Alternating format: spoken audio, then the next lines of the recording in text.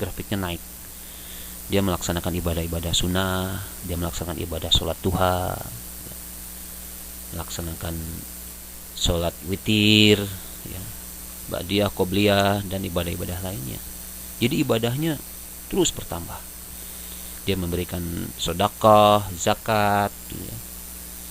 Jadi ada peningkatan. Nah, apabila antum tidak pernah melakukan hal ini, jangan berharap antum sebagai seorang yang bertobat, ya. Wa man taba walam yajtaj fil ibadati falaisa bita'ibin. Ya, tadi mengaku bertobat tapi ibadahnya masih lempeng-lempeng aja, maka dia belum termasuk orang-orang yang bertobat. Para sahabat, oh gitu tuh, mengganggu. Yang ketiga, Rasulullah, wa man taba walam yardul kusuma falaisa bita'ibin. Barang siapa yang mengaku bertobat kepada Allah tetapi dia tidak bisa meridhoi atau memaafkan musuh-musuhnya, maka dia belum termasuk orang-orang yang bertobat. Antum bertobat, tapi antum tidak pernah mau memaafkan kesalahan orang lain. Antum bermusuhan malah berbulan-bulan, bertahun-tahun, tapi antum menjalankan ibadah sholat. Aduh, maka antum belum termasuk orang. Apabila antum mau memaafkan kesalahan orang lain dan antum mau memaafkannya, antum termasuk. Seperti itu. Makanya jadi Rasulullah bersabda, ya, selama antum tidak pernah memaafkan kesalahan orang lain, antum belum termasuk dalam golongan orang-orang yang bertaubat. Seperti itu.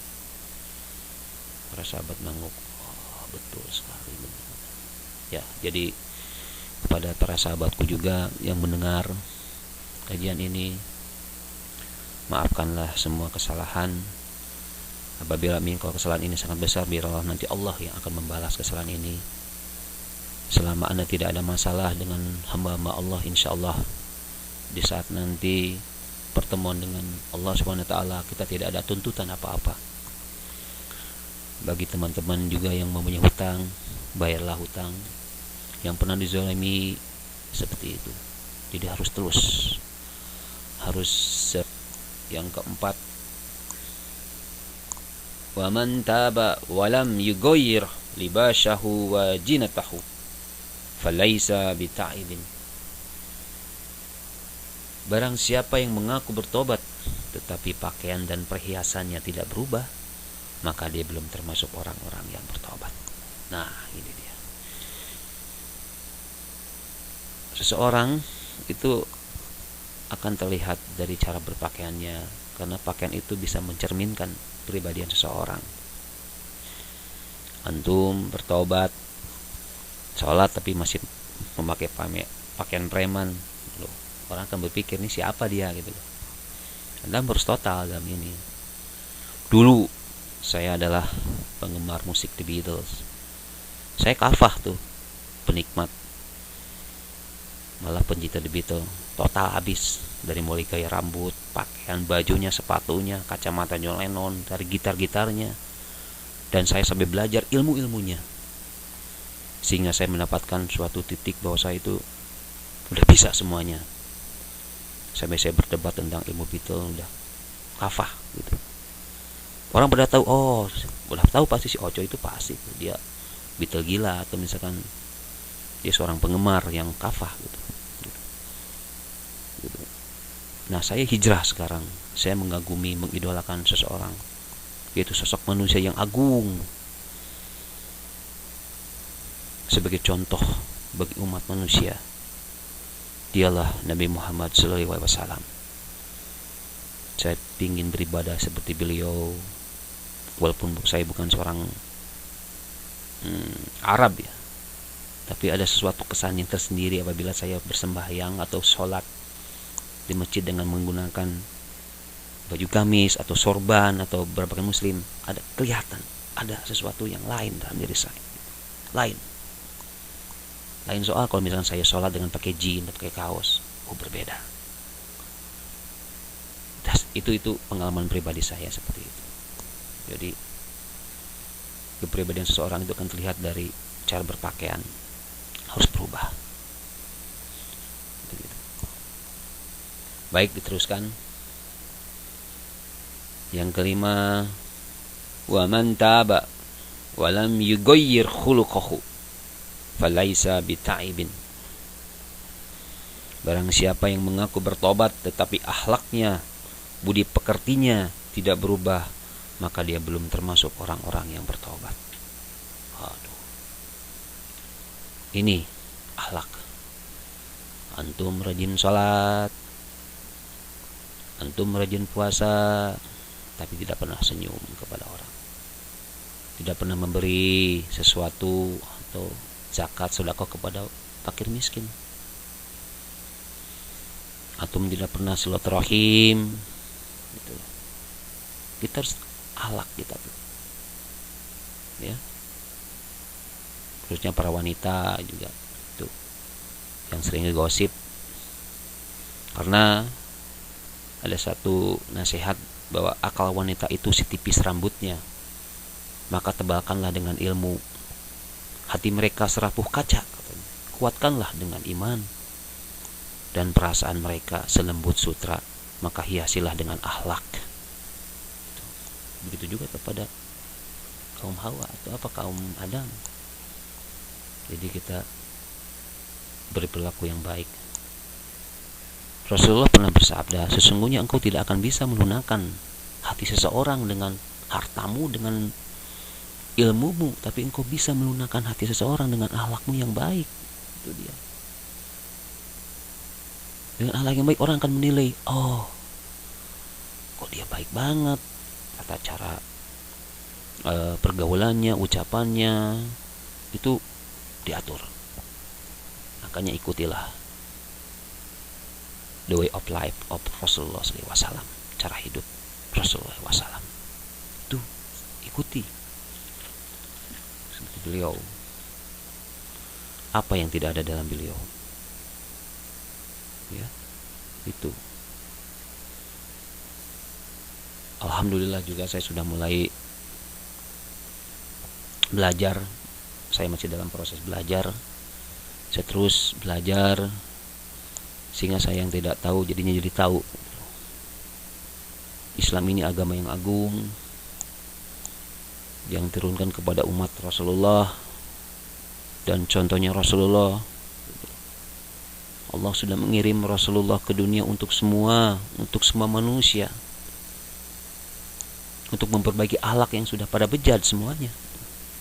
Dikata beliau, innama buitsu liutammima makarima akhlak. Sesungguhnya aku diutus hanya untuk menyempurnakan akhlak. Laqad kana lakum fi Rasulillahi uswatun hasanah. Sesungguhnya telah ada pada diri Rasulullah itu suri teladan yang baik. Apalagi coba? Ikuti suri teladan yang baik seperti itu. Cara makannya, cara tidurnya, cara buang hajatnya, semua ada, sudah diatur. Antum beli buku-buku sunnah Rasulullah 24 jam, antum baca. Ikuti cara bergaul, cara sholatnya, ikuti.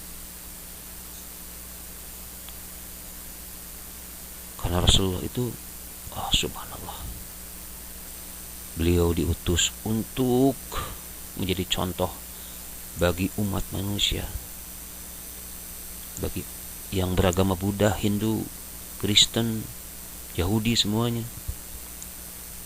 Wa ma arsalnaka ila kafatan linnas. Kami tidak utus engkau ya Muhammad melainkan untuk seluruh umat manusia.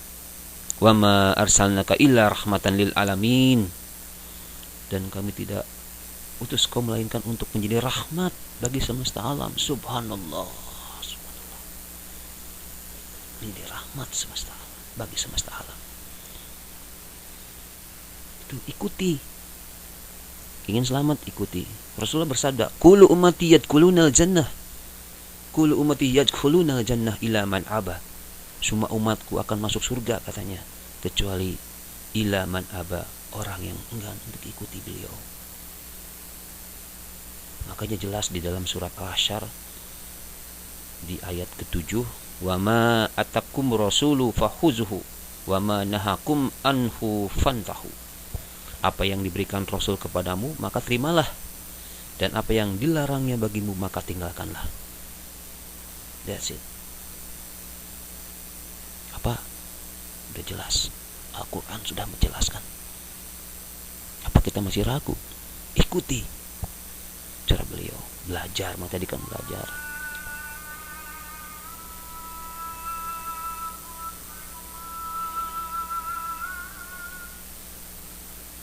Seperti itu. Sudah waktu azan.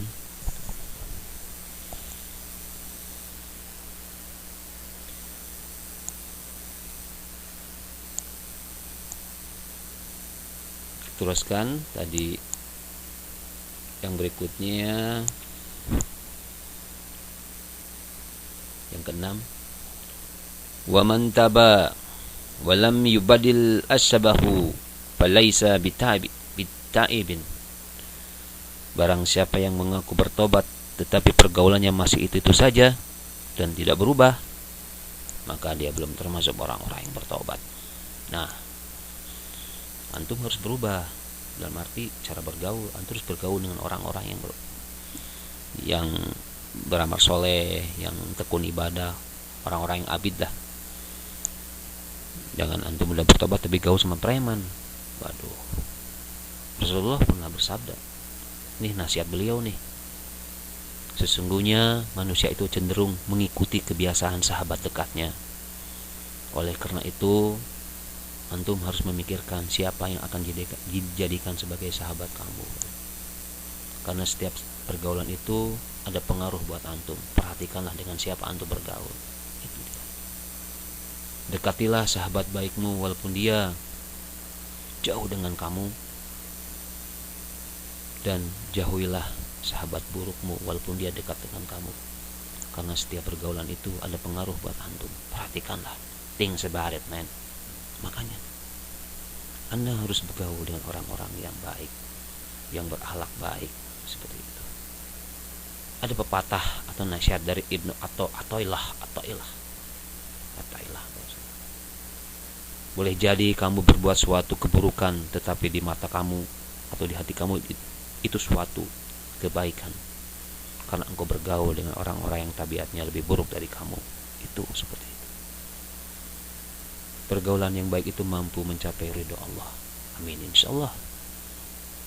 Allah sangat menyukai, Allah subhanahu wa ta'ala sangat menyukai orang-orang yang hamba-hambanya yang terus berjamaah dengan hamba-hamba yang beriman.